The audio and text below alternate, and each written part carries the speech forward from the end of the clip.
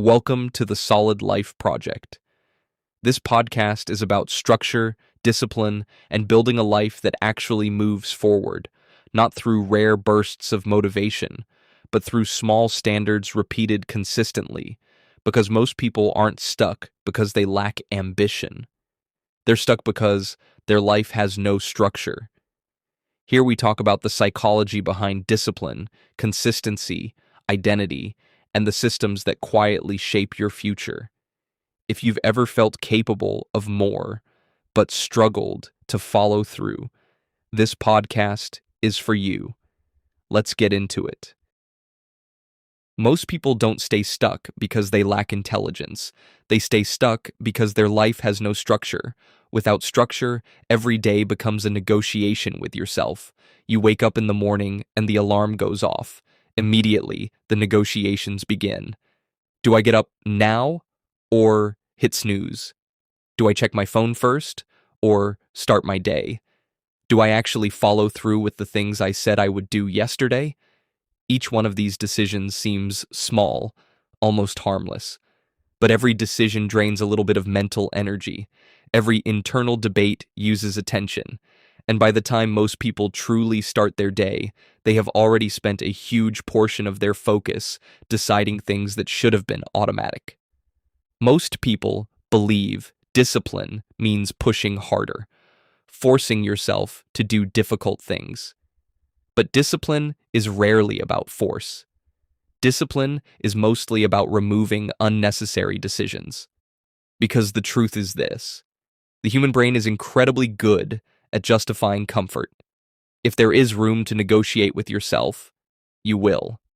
Not because you are lazy, not because you lack ambition, but because your brain is designed to conserve energy. It constantly searches for the easiest path forward, which means if your habits rely on motivation, they will eventually collapse. Motivation changes, energy changes, mood changes. But the people who consistently move forward rarely rely on motivation. They rely on structure. Structure removes debate. Structure removes hesitation. Structure replaces the question, should I do this today, with something far more powerful. This is just what I do. And that small shift changes everything, because once something becomes a standard instead of a choice, it stops draining your mental energy. You stop negotiating with yourself. You stop waiting for the right mood. You stop trying to convince yourself. Your life begins operating on quiet momentum. But most people never reach that stage because they spend years waiting to feel ready, waiting to feel motivated, waiting to feel inspired. And readiness is one of the most dangerous illusions in personal growth because readiness rarely arrives first. Action creates readiness. Movement creates clarity. Structure creates consistency. Without structure, life becomes unpredictable. You might have a productive week. You might have a lazy week. You might feel focused one day and distracted the next. Progress becomes random, and random progress is extremely difficult to sustain. But once structure enters your life, something interesting begins to happen. Your energy becomes more predictable. Your routines become more automatic, and your mind begins to experience less friction when it comes to taking action. One of the biggest hidden problems in modern life is something most people never notice: friction. Not big friction, not dramatic obstacles, small friction, invisible friction, tiny decisions and distractions that slowly drain momentum. Think about how many choices the average person makes before noon. When to wake up, what to eat, whether to check their phone, whether to exercise, whether to start work or scroll social media. Each of those choices consumes mental energy, and the human brain has limited decision-making capacity. Once that capacity begins to run low, discipline disappears. This is why so many people start their day with good intentions. They wake up believing today will be productive. Today will be different. But as the day progresses, their energy slowly drains. Distractions increase. And suddenly the things that felt easy in the morning feel difficult in the afternoon. This is not a character flaw. It's a design flaw. The human brain was never meant to constantly make hundreds of decisions every day. The people who consistently move forward understand this. So they remove friction. They simplify their life. They wake up at the same time. They create routines. They build small rules that eliminate chaos, because chaos destroys consistency. And consistency is what creates long-term progress. Most people imagine success as intensity. They picture dramatic effort, huge bursts of motivation, massive transformation. But real progress rarely looks dramatic. Real progress looks repetitive. It looks structured. It looks boring from the outside. But repetition compounds. Small actions repeated consistently become powerful over time. A consistent wake-up time stabilizes your energy. Stable energy improves your focus. Improved focus improves your performance. And improved performance creates opportunity. Opportunity compounds. But none of that begins with ambition. It begins with stability. Most people try to change their life by chasing outcomes. They want to lose weight, make more money, build confidence, become more disciplined. But outcomes are unpredictable. Structure is controllable. You may not control when results appear, but you control whether you show up today. You control whether you follow your standards. And standards are what turn effort into identity. But here's something interesting most people never realize. Structure doesn't restrict freedom, it creates it. When people hear the word structure, they imagine rigid schedules and strict routines. They imagine a life with no flexibility, but the opposite is usually true now. Without structure, your life drifts, your time disappears into distractions, your attention gets pulled in 100 different directions, and at the end of the day, you feel busy, but strangely unfulfilled, because nothing meaningful moves forward. But when structure exists, something powerful happens. Your important decisions are already made. You already know when you wake up. You already know when you train. You already know when you focus on work. Instead of constantly deciding what to do next, you simply move through the system you've created, and that frees up a huge amount of mental energy. Your mind becomes calmer, your focus becomes sharper, and progress begins happening almost quietly in the background of your life. That's the quiet power of structure.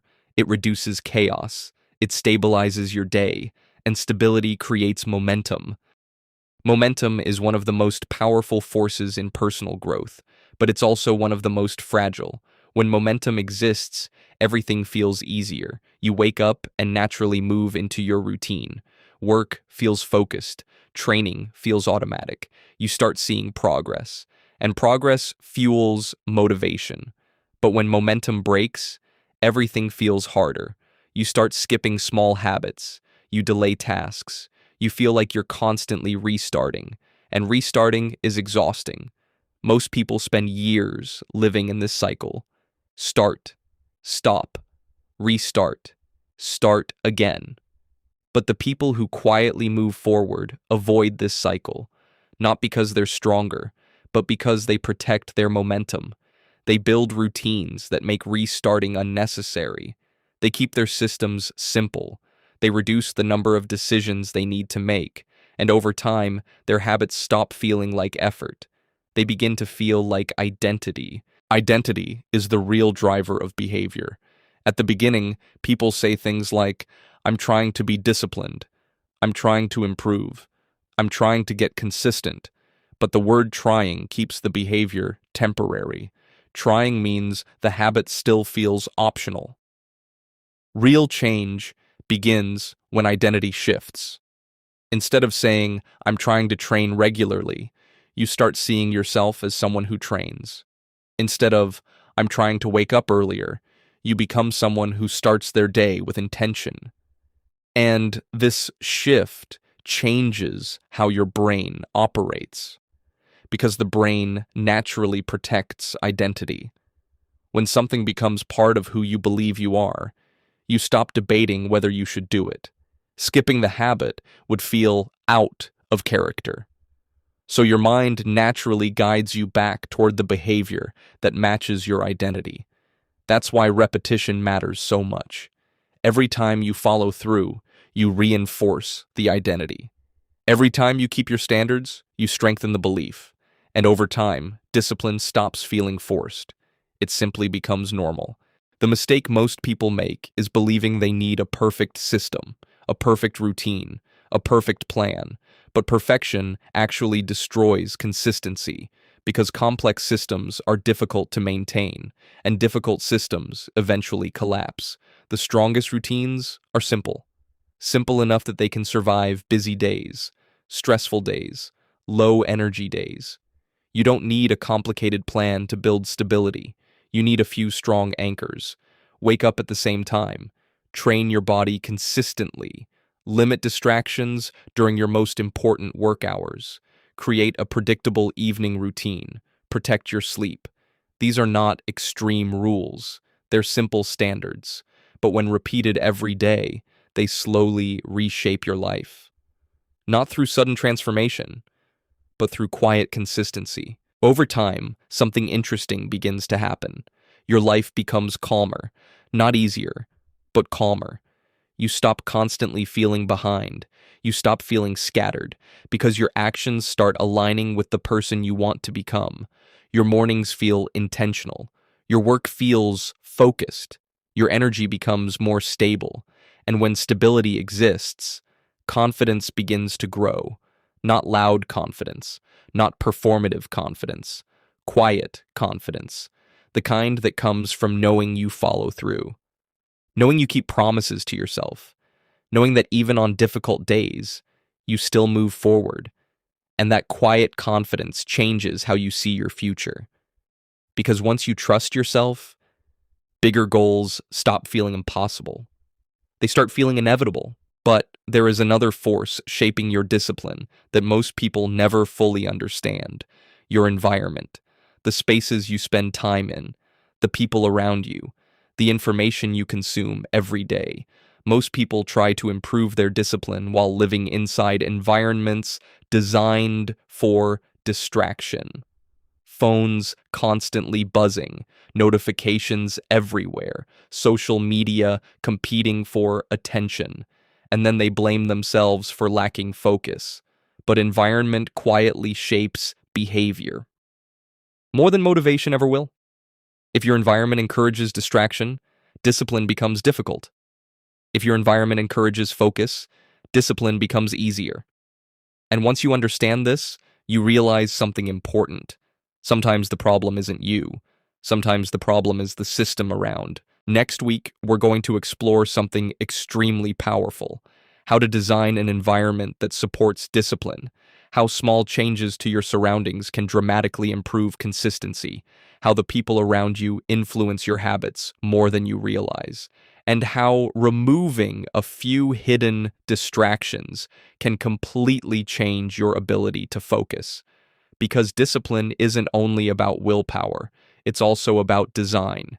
When your environment supports your goals, progress becomes easier. When your environment fights your goals, progress becomes exhausting. Next week, we'll break down exactly how to build an environment that supports the person you want to become. And once you understand this, you'll start seeing your habits differently, your progress differently, and your future differently. We'll talk about that next week. A solid life isn't built through rare moments of motivation. It's built through standards, small decisions, repeated consistently, quiet progress that compounds over time. If this episode made you think, share it with someone who might need to hear it. And if you want to follow the journey, make sure you're following the Solid Life Project so you don't miss the next episode. We'll talk again next week.